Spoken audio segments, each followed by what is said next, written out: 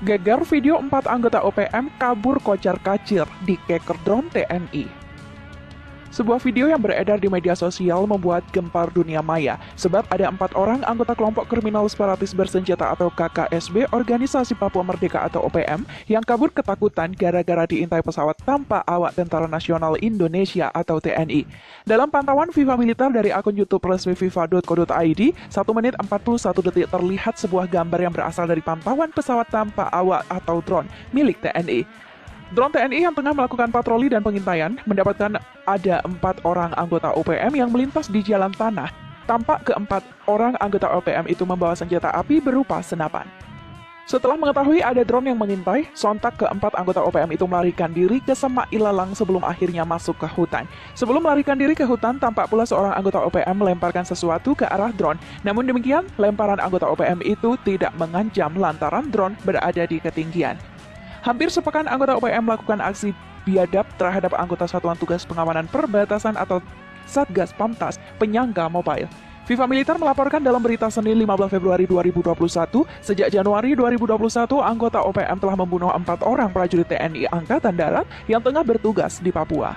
Keempat anggota Satgas Pamtas diketahui berasal dari Batalion Infanteri 4 Banteng Raiders, yakni Prada Agus Kurniawan, Pratu Roy Febrianto, Pratu Dedi Hamdani, dan Prada Ginanjar Arianda.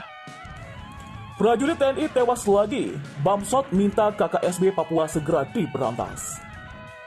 Ketua MPR RI Bambang Susatyo angkat bicara mengenai tewasnya Prada Ginanjar Arianda yang merupakan prajurit TNI AD yang berasal dari Satgas Batalion Infanteri Unit Raider 400 Banteng Raider karena ditembak kelompok kriminal separatis bersenjata atau KKSB Papua. Bamsot meminta TNI Polri untuk segera memberantas kelompok bersenjata tersebut. Menyampaikan belasungkawa yang mendalam atas gugurnya satu anggota TNI di medan tugas demi membela bangsa dan negara, serta diharapkan aparat keamanan di wilayah setempat, yaitu TNI dan Polri, dapat segera menumpas keberadaan KKSB sebagai pelaku penembakan tersebut. Kata Bamsot kepada wartawan, politikus Golkar ini meminta kepolisian dan TNI bekerja sama dengan Badan Intelijen Negara atau BIN untuk melakukan penelusuran sekaligus pengejaran terhadap pelaku penembakan yang berasal dari KKSB.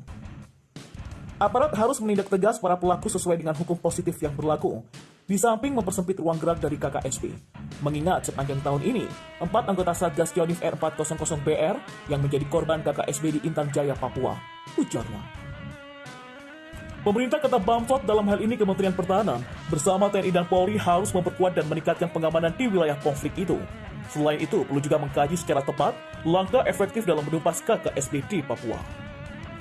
Konflik yang berkepanjangan tersebut telah banyak merenggut korban jiwa dan juga meresahkan masyarakat Papua, ujar Bamsot.